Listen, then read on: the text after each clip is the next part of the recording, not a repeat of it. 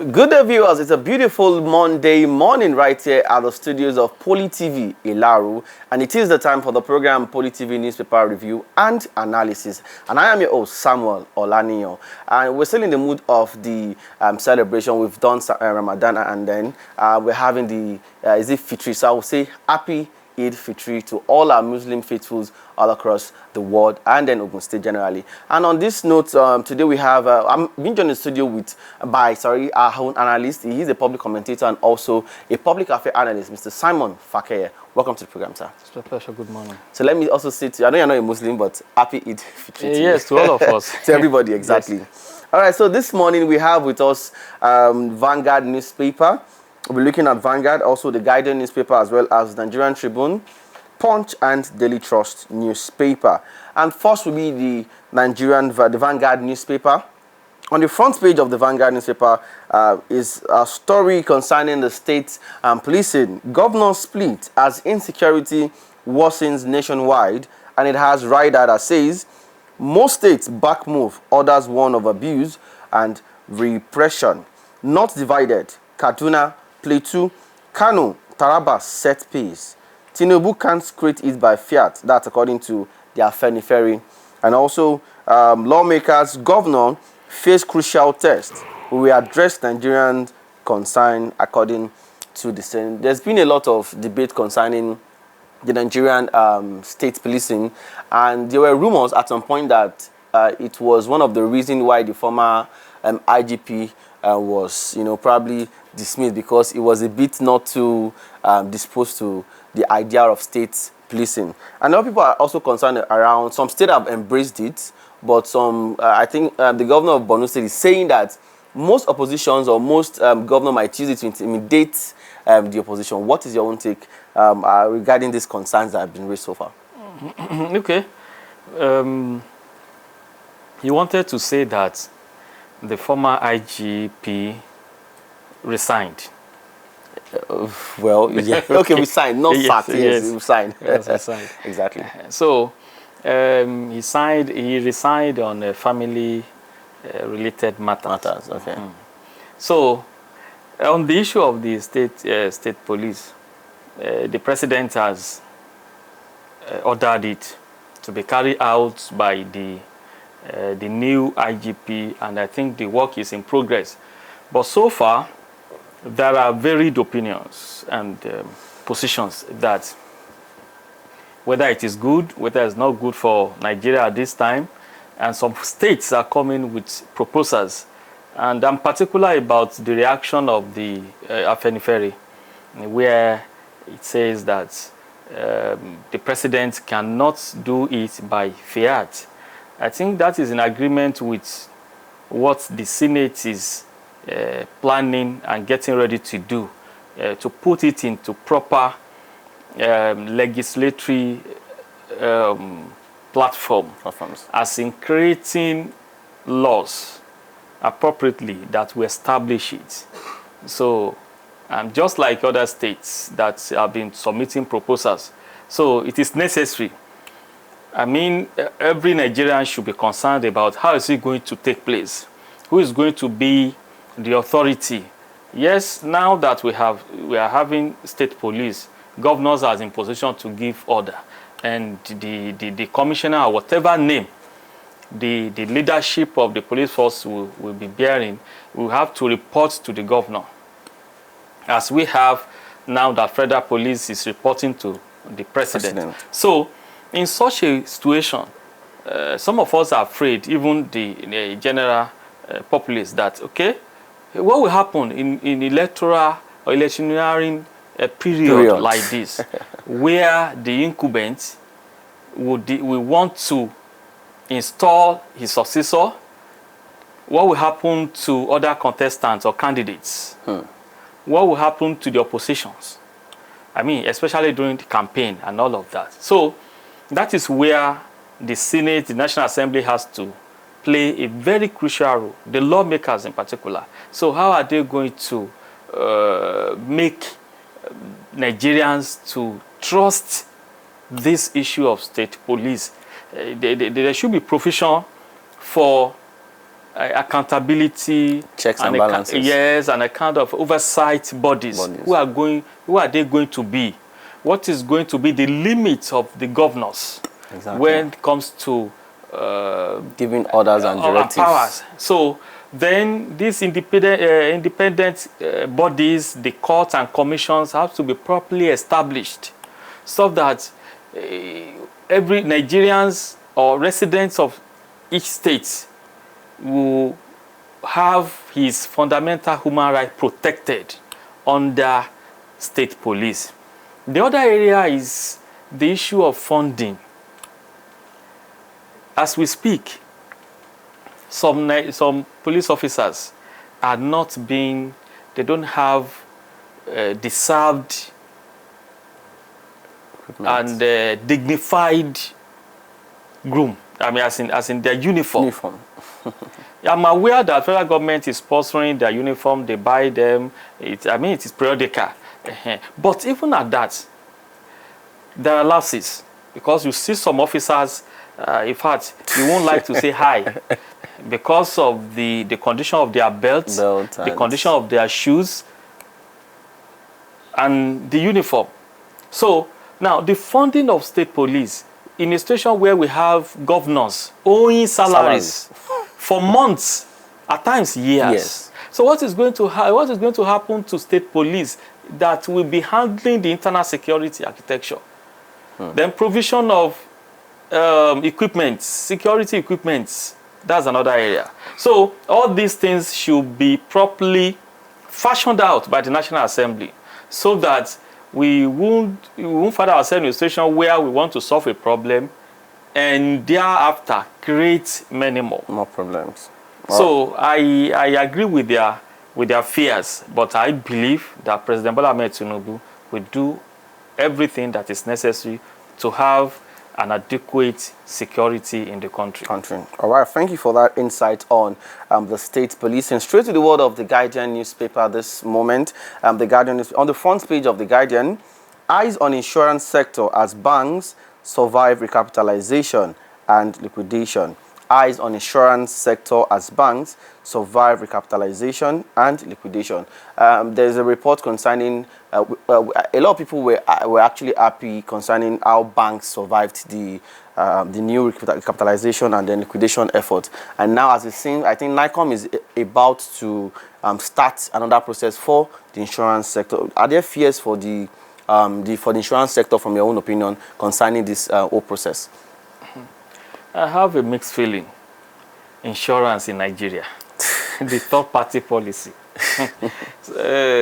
Every car owners or vehicle owners in Nigeria have been forced in recent times to buy third-party policy. But how effective has it been? That's a very serious question. Yes, we've been paying over the years, but no benefit. When you hit another vehicle, you have to pay from your purse. When another person hits you, he pays. So what becomes of our investments in the third-party policy, insurance policy? So that is the area where I have to welcome this idea, because I found out that most of these insurance companies don't have enough funds to pay for damages. So there are some individuals that purchase personal insurance for their vehicle, for their businesses, for their houses.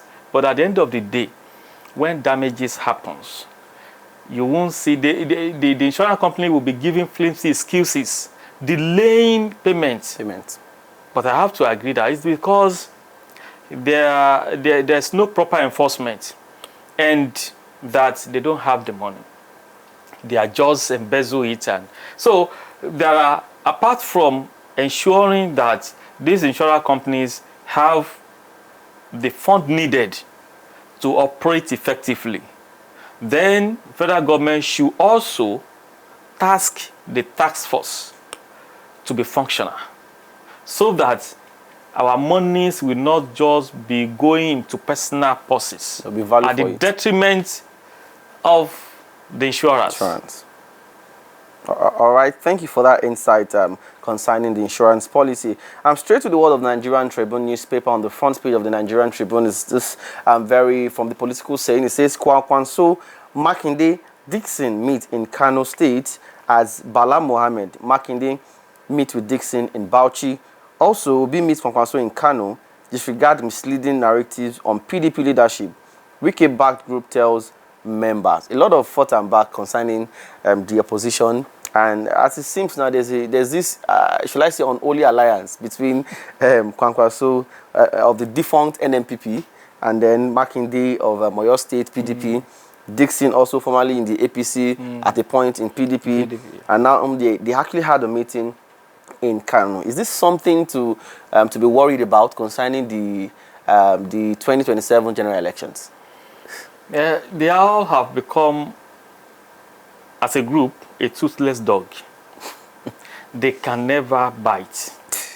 They are gone. It's just unfortunate that Nigeria have lost it to whatever they presented themselves as opposition. No, we don't have it. State governors out of 37. Yes, quite unfortunate. Quite unfortunate. So opposition has gone.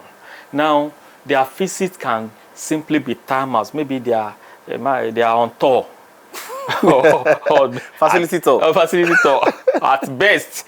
Cause the visit to see Kano State. Yes, now Yusuf has been able to turn it around, and so seriously. Because maybe by now they should have utilized the meeting time to plan how to get good and sound lawyers for the tribunal, and to get technical areas from the Electoral Act where they can try their luck whether they can win.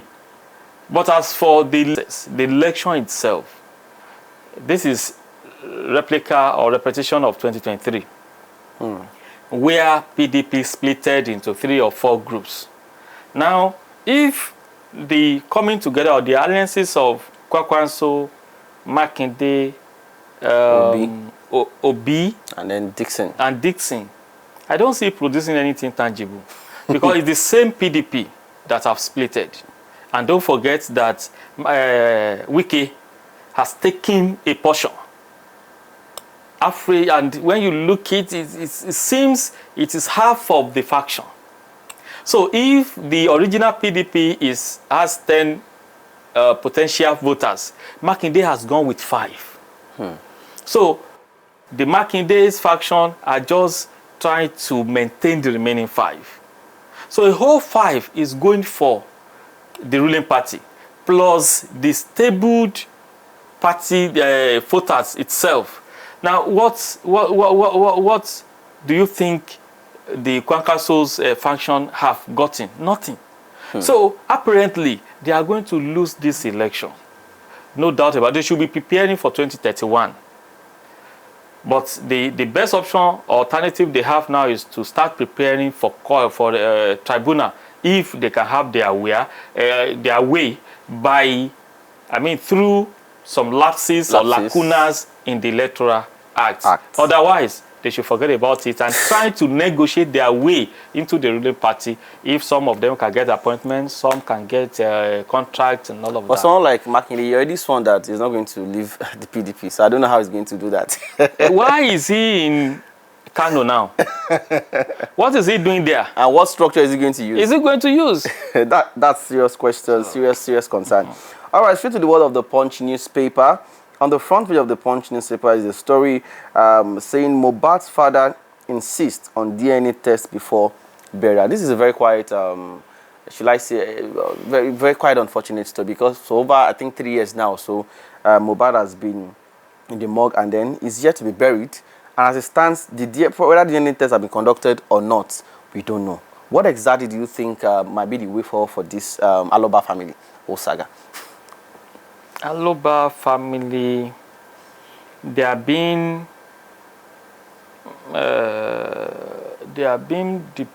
I don't know, but I just want to be tactful to some extent. Their problem, their challenge has to do with the fact that they don't have what it takes to fund DNA-related matters. There is, I think the court has to issue a kind of directive on how to go about it because the case is in court. Or the directive has to come from the police, I'm not sure. But the fact remains that they are the receiving end because they don't have, I don't want to narrow it down to the fact that they are not rich. They don't have money to spend. No, there are other factors. But the father, the Mohbad's father, I think to some extent, must maintain his stand that DNA test must be carried out on that child. There are many rumors. And when you look intently at or carefully into the rumors, there are elements of truth that is coming out. To some extent, from the rumors also, that boy may not belong to the alleged father, but whichever way. Let's then go for the DNA. There are some people who said DNA has been done, the result has been released, but what is happening? So, and there are many intrigues that that have been going on in terms of this particular death. So, I don't want Mohbad's father to just agree that he should be buried. No, whatever is hidden must be brought out. Let's see the facts. Let's know the truth before the guy will be buried. After all, he's dead already. All right. Thank you for that insight. And finally, on the world of Daily Trust newspaper, Daily Trust newspaper, on the front page, it has a story: Tinubu's ally to undo 1.4 trillion naira Lagos Port project, and that's according to there's this Tinubu's businessman friend, I think is it Chagori or something. So it's been alleged that Tinubu has been favoring or has been, at the verge of giving out contracts to friends. Do you think this is something that we should be worried about in a democratic dispensation? Maybe what the agitators want is for him to give the contract to his enemies. I can't understand. This is his ally or his friend or whatever. He understands the person is a person he can call to order. That look, this way you are going, I don't want it this way. So I think what should concern people like this is how to give proper monitoring to that friend of presidents to see how he's going to carry out the projects. To the last kobo. To the last kobo. So that is what they should get ready for, not condemning him for giving the contracts or the project to his friend. He would never give it to his enemy, and I don't see that obtainable in any part of the world. Probably should have given it to this man in Lagos State, Body George. Maybe that is what. A very good friend of his. All right, thank you, Mr. Simon, for coming on the program today. Thanks for your time once again, and that'll be all on Newspaper Review and Analysis. I remain Samuel Olaniyo.